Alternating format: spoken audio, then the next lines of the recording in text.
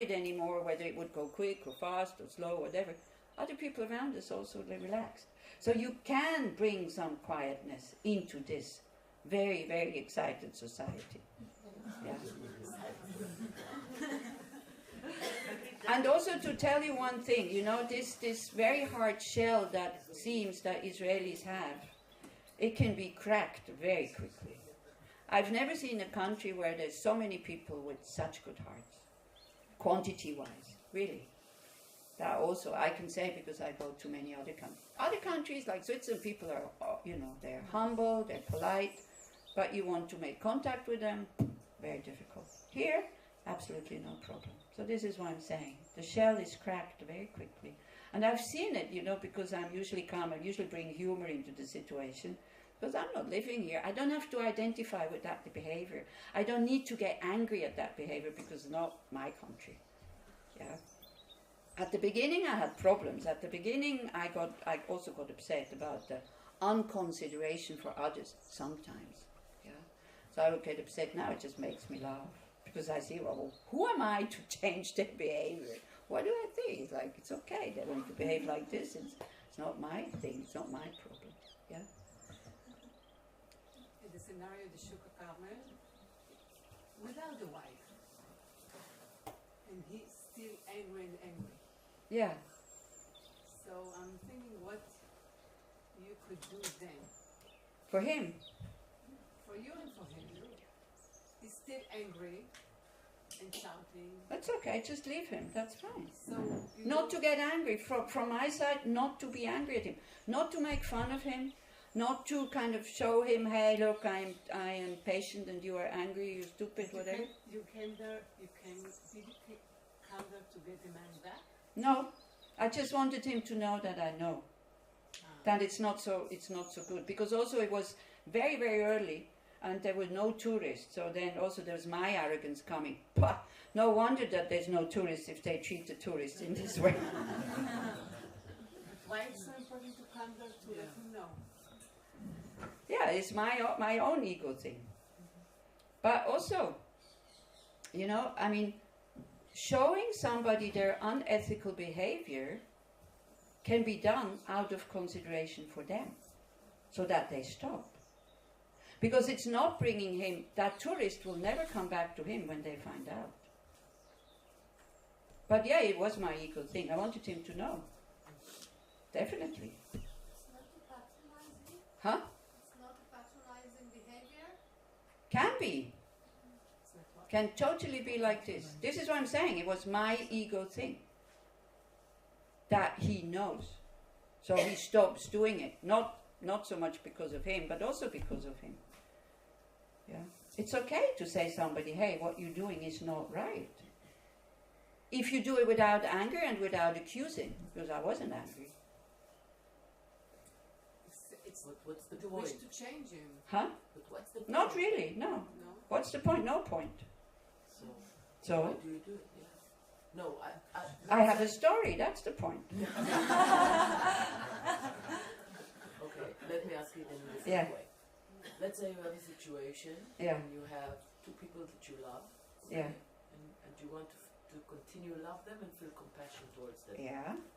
But something is wrong between them, okay? And one of them is acting in a hard way towards the other one, and you are a witness, okay? And you don't want it to continue and you want to stop it. And let's say you're trying to stop it by words.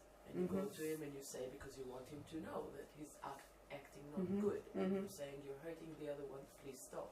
And he doesn't stop because he can't control it. And you know he can't control it because you know him and you feel compassion to him. You know his story, you know his past. Nobody is to blame. They're both people that you love and care for. And your words don't help. And your meditations don't help. Let's say you know Tonglen and let's say you're doing Tonglen and still it doesn't happen. Yeah, you see Tonglen, we will come to that what it is also today hopefully. Tonglen, it's not to change the situation.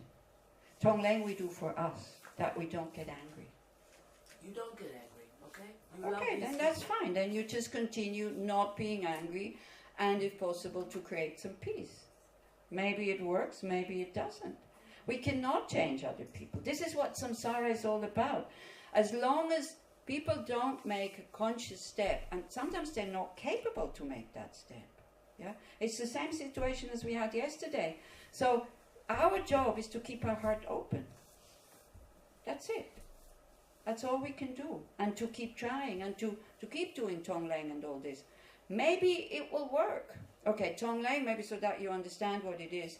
Tonglen is a technique where you, with your breath, you take everything that you don't want with your in-breath. And with your out-breath, you give everything that we cling to. Yeah? But you don't really begin like that. When you breathe in, you think you breathe in the tension of that situation, let's say. And you take it upon yourself. Say, okay, let me experience it. Because we can also feel that in such a situation, and I can see, you are not totally open and relaxed as if you would be a neutral person. Yeah? You're not neutral because you feel... Exactly. So you kind of unconsciously side up with one and are against the other. So no, if you feel both sympathy and empathy, yeah, both of them, but they're both suffering and you love them both and yeah, you don't want them to feel like yeah, that. So then, what do we need to do? What's your name? Hila. Let's help Hila. What do we need to do? Lilach, sorry. Huh? To be there. We need to become a Buddha. No, really. I'm not joking here. We, as ordinary human beings who are, again, you know, with this tension and we need the thing to change, we don't have the patience to say, hey, come on. It's also their karma to have this conflict. This conflict is not just because of now. This conflict comes from who knows from where, you know. And to also have the patience to see that if the causes for this conflict change, it will be okay. But as long as the causes are there, it will not be okay. You see, again, we're going into what can I do for others instead of staying with what do I do for me. Okay?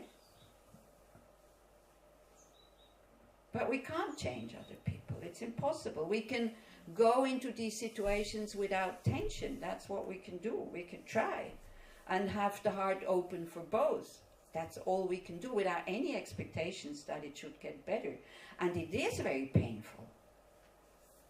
And you see now, the Buddha, when the Buddha is watching us, he doesn't feel like us when we are so desperate. Look at the Buddha. How does he look?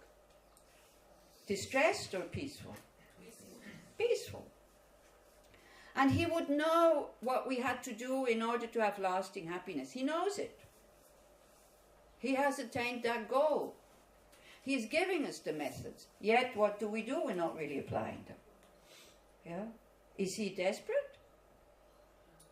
No. Why? Why is he not desperate? He knows about law of cause and effect. He knows that as long as the causes are not stopped, I cannot do anything. He knows that I can only give these people the methods. And then, whether they take it up or not, is according to them. And you see, not everybody can take up these methods. It is also a question of karma. So, if you now, with these people, you have a totally open heart, and it seems that nothing changes at the moment, but you try to help them with love, with compassion, you're putting seeds and ideas into their head. It takes time for these seeds to ripen. It takes time for these ideas to ripen. The same way as when we do a course for total beginners, for some people it clicks. And they maybe drop everything, especially in India. They drop all their travels and they stay and start to do retreats and, you know, go home and look for a group and then continue to practice. For other people, they say, yeah, this is very nice, but yeah, I don't know if I want to practice this. Other people leave after 3 days. Say, what you're saying is stupid. I don't want to practice this. So it has nothing to do with intelligence. It has to do with whether these imprints to be able to take it are ripening or not.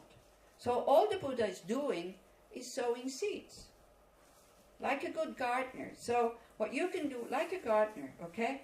You know what kind of seeds to sow there is love and compassion and equanimity, okay? Then you put these seeds into the ground. You say these words with a lot of kindness. That's another thing. Check, check if we're really saying without tension what we say, or if we're accusing somebody. Because the moment somebody feels accused, they get defensive, they close up, and then they need to defend themselves, and they fortify their view why they are doing this. They use excuses why they're doing this when we go into these conversations. Again, it's not every time like this, and just one thing. So you put the seeds the same way as a gardener puts the seeds, and then the gardener or the farmer, he relaxes, he goes home. He knows it will take time. You're not digging up the earth every day to look, I wonder if they've grown. Yeah, it takes time. So we can relax when we know I didn't add fuel to the bad situation. I tried to help, and then you relax. And the more relaxed you are, the more you allow others to relax. But it's difficult because we want it to work right now. Okay? Difficult. Do not underestimate the difficulty of the situation, because what you call I love these people is attachment. Because they're my friends. You see, again, attached love suffers. You suffer with. The attached compassion suffers with. Whereas the unattached compassion sees the situation, tries to do something, doesn't work, it continues to work at it, but is relaxed. By seeing that as long as I'm trying to help with an even mind, it's okay. I can't do more. And because I love these people. So again, it's more I hurt, because why? Because I love them. You see, I'm sure you see plenty of other relationships that are like this, or even worse. And it doesn't move us. I'm not sure. Well, not the same way. Otherwise we would go around crying all the time. If every bad relationship would move us the way that this relationship is moving us, wouldn't we walk around the whole day crying? And being tense? That's why we're so upset here. Huh? That's why we're so upset in this country. We do see a lot of bad relationships in here. Not just here. Yeah, but I think people are very tensed here. Yeah. Because this is one of the reasons. Yeah. We are not so excited about what's going on in Syria, because we have less. Oh, let's not go into that, okay? No. This is too big. Okay, this is too big, because again it goes into. Yeah, sure. I'm a bit confused about. I think you mentioned it yesterday about the attachment. Yeah. And that in families there should be some attachment because it plays a role in keeping people together. Yeah. So with that, I'm having some trouble. Like I'm thinking about my family, and I have a mentally ill sister, and she has great need for a lot of help. And one of my things that I'm struggling with is how to give her help on one side and not abandon her. Although it would be much easier in a way, just to say whatever. It's a chronic illness. You know, it doesn't matter how much I give, the chronic illness is there. And it's also a bottomless pit, you know. It's like you give, and sometimes it gets better, but then it gets worse again. So for me, it's like it's a life issue. Yes. How to be there, loving and compassionate, but with no attachment to the results. Yeah. And also, how far should I go in my giving? If my giving is from attachment or not from attachment. So like in connection to what you said. Yeah, so this is, you feel it almost like a duty sometimes, and then if you don't give her what she wants, then you feel guilty. Not what she wants, but what she needs. Or what she needs, so, but it's also okay to put our own borders and say, look, I cannot do more. And again, with this guilt, you know, like the guilt doesn't really help, but it comes naturally. Because again, I should help better. Then you have to look realistically. Well, can I help better? Do I want to help better? Again, we're trying to solve somebody's problem here that's not solvable. Again, this is why we have to go to the end and become fully awakened, so that we see all these people who are locked in their suffering. What is actually happening? They are locked in their nightmare. So you see, when you see somebody having a nightmare, and don't go that far because we don't realize it yet, that all we are is it's a projection of the mind and we are dreaming. So if you see somebody who is screaming and has a nightmare, your compassion towards that person is totally different and much more calm. Of course you want to wake the person up, and you start to understand, I only need to wake the person up. So your mind is in a totally different state than when you see what we call real suffering. So the more you understand how everything is projected by the mind, and the more also we understand karma, and I don't want to talk too much about it because otherwise it sounds as if I'm saying, oh, they deserve it. Yeah. But to also see that your sister or that relationship or whatever, it's negative karma ripening. That negative seeds have been planted somewhere, and now because these two people meeting, these negative, that's the condition for them to meet. These negative imprints are ripening. So what is especially painful in that situation, that you see that more negative imprints are being planted and created. What you could think where karma could help in the situation of your sister by thinking she's exhausting her negative karma. What does it mean? She's doing it very well. Huh? I'm saying she's doing it very well. In what way? No, exhausting her negative karma. Yeah. Suffering a lot. Exactly. So we can support, sometimes, especially with chronically sick people, this is, we talked about this yesterday, we have this need for a result. And we learn to let go. And to be there just for the sake of being there. Not because I want to be the one helping her. We think we don't have this attitude, I need to help her so I feel good. Yeah?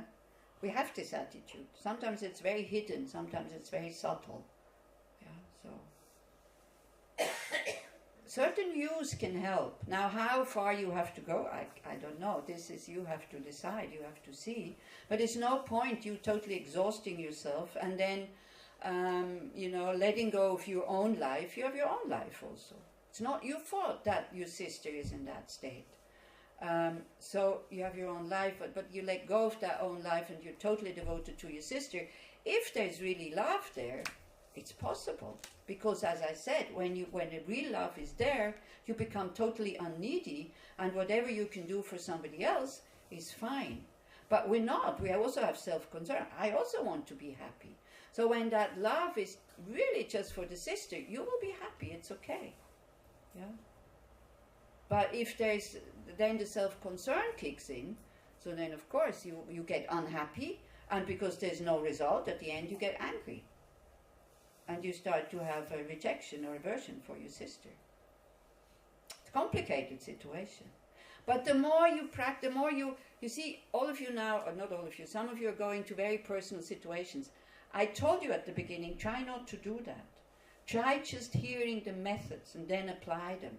And then when you're quite good with working with your mind and noticing whether it's love or attached love or this and that, then start to apply it to personal situations. But no, we don't even know how it works yet, and we want to apply it to personal situations. Isn't it? Because that's what we're here for. We're here for to find a method how to fix the world. We cannot. Here you get methods how to fix your mind. How to fix your mind. That's what you get. Not how to fix the world. But most of the questions I get from you is, how can I fix the world? How can I fix others? But it's about fixing our own mind. So I think that when I realize in myself the attachment love, Yeah. this is a good sign to say it. see how can I release the attachment. Exactly. To keep the energy of the love, but to release the attachment. And releasing the attachment, you can, not easy, it will take a long, long, long, long time. You see, when I say these things, because intellectually we understand very quickly, and then we jump to the conclusion that this is easy. This is not easy at all. Yeah. So then, when you are really aware of the pain that attachment creates, of the exaggeration, and what we just said, to see that, how come? For these, I think I love everybody. So for these people, I feel this, but for those who have even bigger problems, I don't feel anything. So then we start to expose the mind to these arguments. And then it starts to kind of, maybe, slowly, it starts to transform, maybe, slowly. So maybe let's go to the next image, which is joy.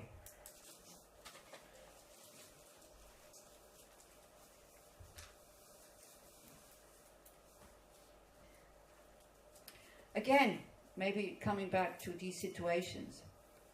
If somebody underwent an operation and we know that whatever was harmful is cut out, that person has a lot of pain. But your compassion for that person, for the pain, is totally different than, because you see it's a healing process. That pain is needed. This is with karma. Yeah. But in order to apply the law of cause and effect, you really need to understand how karma works. Otherwise it goes into reward and punishment system, and it's not like that.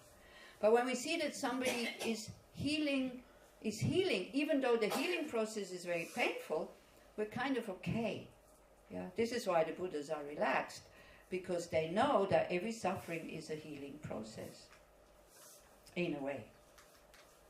But in that healing process, when people themselves, when we see it as a healing process, yeah, then we don't create more negative seeds. When we fight the healing process, yeah, when somebody who has a scar or like a wound from an operation and fights it, then the healing becomes very difficult. And instead of healing, it actually makes it worse, scratching it open all the time. That's what dogs do. Yeah? When dogs have some operation here in the head or somewhere on the body, in order not to lick it constantly or tear it open, they have to wear this thing here, so that they are protected from fighting the healing process. And every suffering is a healing process of negative karma. So by you fighting it, you actually hinder the healing process. But that doesn't mean you become indifferent. You can still have an open heart. You can still wish for that person to be free from suffering, or for your sister have a life that is more or less okay. Yeah. So I don't know how severe handicapped your sister is. I have contact with handicapped people sometimes, and some of them, wow, they're incredibly happy. Sometimes. Much happier than we are, we so-called ordinary people. When we look at them, we think like, oh, I wouldn't be able to bear them. When you see them, how they have joy, because they take whatever comes. Not all of them, I'm not saying all of them. Some of them are incredibly bitter and angry and whatever. But some of them, it's amazing how little it needs for them to be joyful, how they got used to their situation. And again, what is normal? Just because the majority of us is the way we are, is that normal? If all of us would have been born only with one arm, somebody who is not born with two arms thinks that this is not normal. But just because the majority has two arms, well, so what? The world would look totally different if everybody would only have one arm. We wouldn't have bicycles like this. We wouldn't have, the telephones, I don't know. We would have, or we could do it with the feet. If you look at people who don't have arms, how they can use these other limbs, wow. It really shows us how, if you get stuck in the thing, I'm not normal, you're blocked. But if you then start to take the abilities that you still have, you develop some other limb to do the job. And some people are really, such a source of inspiration. When you see that despite their hindrances, they can still be happy sometimes. Wow, it is so encouraging for us. Yeah. So again, when we suffer, when we are not well, we think we're useless. You can become a big source of inspiration for other people who think that they are not well, but then when they see you, they go, oh my, I have nothing compared to what she has. And look at her, she's still happy. When you suffer, you give other people the opportunity to generate compassion. If nobody would suffer, we wouldn't have this wonderful kind of mensch feeling that we have of compassion, open heart, letting ourselves be touched by the suffering of somebody else. But again, we go too far because we want to help now. Does that make sense? So with the compassion, you have to be careful that it doesn't become too emotional and that you're not burning out because of your compassion, because that doesn't help anybody. So it is very, very, very difficult when we know technically I could help, but I don't have the time, or I don't have the energy, or there's not enough wish to help to do this joyfully now. It is so difficult. It's almost for us impossible not to feel guilty. I asked a teacher once, is it possible for somebody to really, who says, now I need to take care of myself, especially for somebody who's bodhicitta, that says, no, sorry, I am not going to, for me to teach that course, or I'm not going to do that, or I'm going to leave that group because it's really too much. Is it possible to do for somebody who hasn't realized emptiness to do this without guilt? He said no. So then we work with the guilt. How do we work with these sensations? Should know by now. But how do we work with any sensation? Look at the sensation, be with them. To be aware of it, to stay there, to get the story out of it, to focus on the sensation. This is how we release it. It sounds very simple, but it takes a long time for it to be released. Then we start to start to see the emptiness of it. Sometimes I feel guilty, sometimes I don't. Sometimes there's a big I who feels guilty, sometimes when there's space, there's just joy, and then the guilt goes. But guilt is such an ego trip. Wow. The ego loves guilt, because guilt and depression is the best food. Because then I'm special. You see, this ego wants to be special. Needs to be noticed. So it's like a spoiled kid. If it doesn't get noticed anymore because it's such a good kid, it starts to get naughty because it wants attention. So that's the ego. It needs food to be able to survive. And these four, love, compassion, joy, equanimity, take away the food and create some space. You're not God. You see, at one point also, the Dalai Lama, because he got a lot of questions about, he got a lot of questions about low self-esteem. And one of these questions was, he was giving a talk in Harvard. So he said, wow, you're la crème de la crème. You're the cream of society here in America. And you suffer from low self-esteem. What about all the others? Yeah. And these questions came back again and again and again. What do I do with low self-esteem? And at one point, I think he really got fed up. And he said, well, who do you think you are? Who do you think you are that you can save the world? Look, God has failed. I'm sure God has an intention for everybody to be happy. He has failed.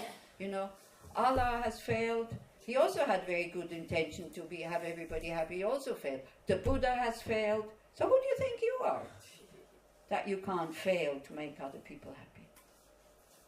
You can. We can try, but then we need to let go of the result. The same way as we learn to let go of the result when we meditate. The main thing is that we sit down and put the mind on an object and keep to the instructions. The instructions are so simple. The mind goes away, you bring it back. You feel the mind lacks energy, you bring it up. You feel the mind has too much energy, you bring it down.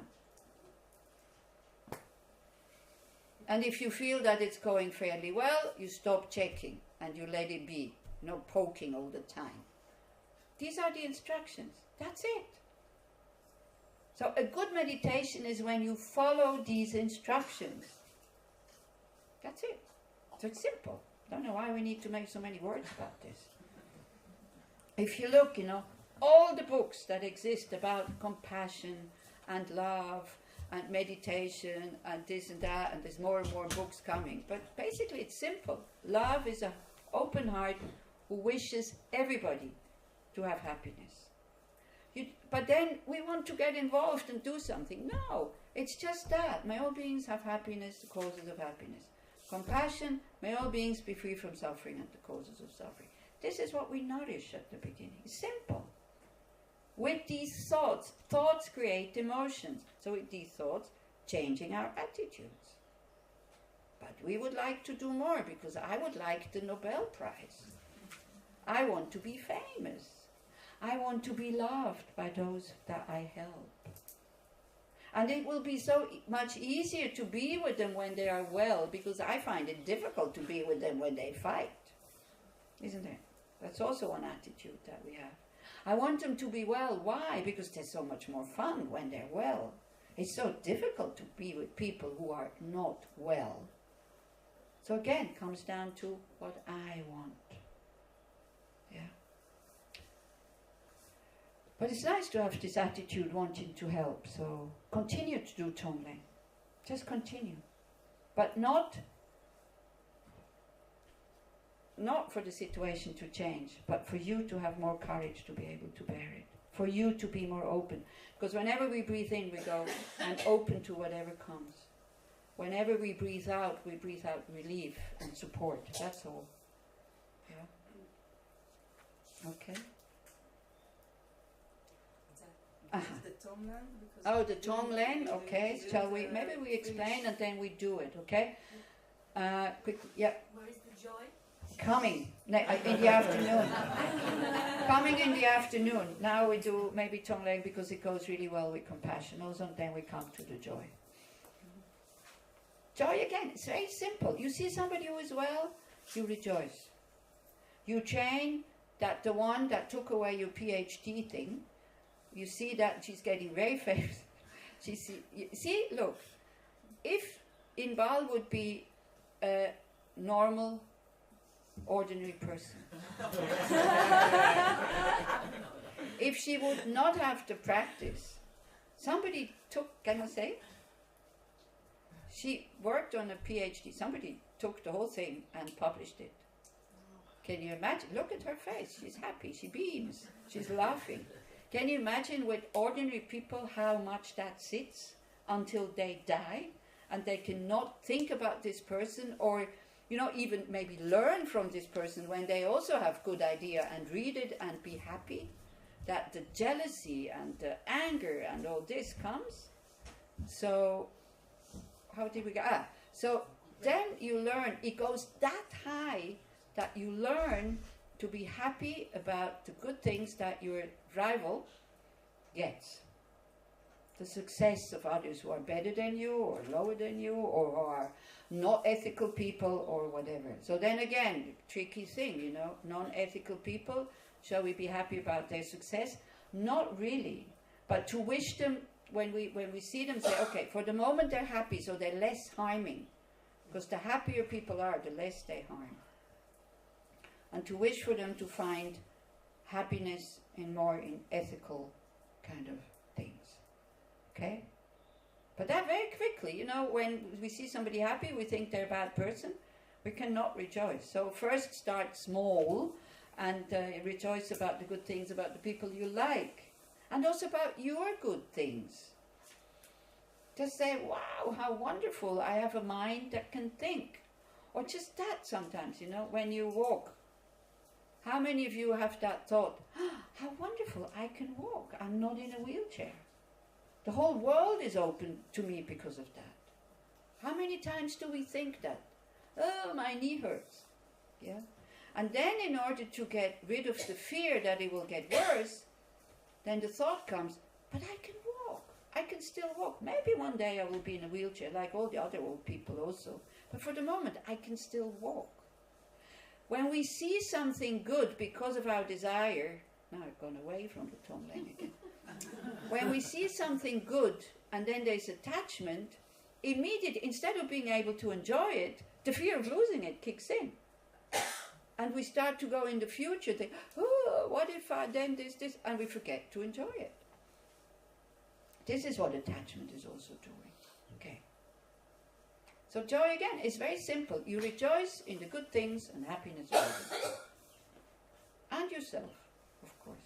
But we'll talk about jealousy, because that's the antidote to jealousy. Tonglen, it's the method is, and we'll do it, I think, so then it becomes more clearer. I go on for another 10 minutes, and then we do it. Then we do the meditation. Tonglen means giving and taking. So we actually give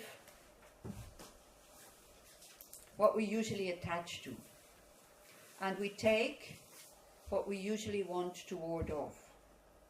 So again, when people hear this, they immediately think, okay, that's difficult. But because it's difficult, at least it should work. It should make me happy. It's not the purpose. But the side effect of this is you become very spacious. Because we increase our courage not to run away anymore from the difficult things, because we take it upon us voluntarily. It's just with the attitude. You see, suffering we don't want. But if we take it voluntarily, it is half as bad. If we see how much pain we can endure when you do it voluntarily. How many of you do serious sport? Like what? Yeah? A lot of sports. Serious. Like sport that creates pain. If it's serious, it creates pain. I don't know Pilates, it's very pain, but a lot. Marathon, for example. I know people, they just 2 weeks ago, they run, I know one who 2 weeks ago ran an 80-kilometer marathon in Jerusalem at night. That is very painful. It's not a marathon, it's 2 marathons. Yeah. A marathon, it's only 42. Yeah. So that's very painful. He came back very happy. Totally exhausted, but totally happy. Why? Because he did it voluntarily. He trained for it, so he did it voluntarily. He wanted to see whether his training is working. He saw that it works. He's totally happy. If somebody would have forced him to do that, he would not have been happy. I used to climb rocks. It's very dangerous, and it's very painful. You know, you scrape open your fingers, your knees, this and that, the muscles go sore, but it creates so much happiness. Why? Because you choose to do it voluntarily, and you increase your courage. So that is why. So here, we don't need to go out and run 80 kilometers or 40 or however many. We do this mentally. We totally open up. We think, especially when you're not well, actually, you do this also. Not for you to feel better. This is the thing, so that you understand. Especially when you don't feel well, because then the thought comes, oh, I could do Tonglen. Yeah? Because otherwise we forget to do it. Unless you have a habit of doing it. So when you don't feel well, you think, may that pain of mine now become the cause for others to be free of pain. I take it upon me. And with the in-breath, if you're courageous, you think that you're breathing in black smoke, which represents the suffering, you breathe it in, you bring it down to the heart, where this ego I is sitting saying, are you crazy?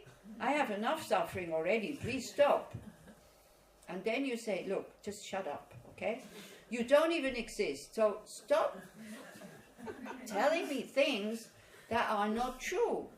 Let me take it, let me try it out, with this kind of curiosity. Let it come. Because you see, suffering, it will come anyway. We all suffer, isn't it? We all have situations that we can't handle. We all feel pain when we feel useless and powerless, and we fail in our endeavor of being good people, isn't it? Yes or no? We all know what suffering is out of personal experience. We all meet situations that we don't want. We all don't have situations that we would like to have. So, with the in-breath, we take it upon ourselves. With the out-breath, we think we give in the form of light, because when the smoke comes here, that ego says, oh, now it's getting dangerous, goodbye, I'm going. That's what the Tibetans say. Mine doesn't do that. The Tibetans say, we are trying to satisfy this ego again and again and again and again. Then it becomes stronger and stronger and stronger, meaning it wants more and more and more and more. It's never satisfied. It's like a bottomless pit. But then when we give it what it doesn't want, they say, then it runs away. So this is the relationship they have with their ego. I don't know, mine disappears. It kind of hides when the black smoke comes. It says, I better go. But sometimes I'm really able to totally open up, and I'm sure some of you also have experienced it. But sometimes not. Sometimes it gets more and more and more close, which is okay. Then don't give up. Just continue. And what we do when we take the suffering of others, one is trying to dissolve that heart shield that we make around the heart, because we can't feel the pain. We don't want to feel the pain. So this is what it is dissolving. Also this ego clinging that I have to be well, or I have to help others. All of this disappears. And then space comes. Sometimes. Actually very often. But sometimes not. Sometimes also maybe the method is too strong. So then two-tongue language yourself. Yeah? When you feel that you're having resistance to this method, then you can, because you need courage to do that, and the purpose is to increase our courage. The more courage we have, the wider we become. The more fearful the more fear we have, the narrower we become. So then you think, so many people experience the same thing. They have resistance to pain. Let me take their resistance so that they can be free from resistance. So you use your resistance in order to dissolve that kind of fear thing in here. And at the same time, you think that you are releasing others from their suffering or from their resistance. Yeah. So your pain becomes actually a cause now, not for immediate relief. You see, when we go against the ego again and again and again, but with wisdom, not with aggression, with the wisdom of knowing about emptiness, with the wisdom of knowing, hey, you don't exist the way that you appear, right? That we make big steps on the path to enlightenment. So, me being a fully awakened being, at one point, I don't know in how many eons, I will maybe become an emanation body of a Buddha, of an awakened being, who is able to give these methods to the beings like you sitting here now. Do you understand what I mean? This is what we mean, when we take the suffering of others with the courage that I'm making steps forward on this path to enlightenment. That is what will relieve others from their suffering. Me becoming a Buddha. Before, I cannot do much. Yeah, I cannot do much. We want to do too much. We think we are God. We're not God.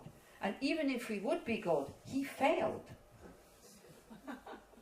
He failed.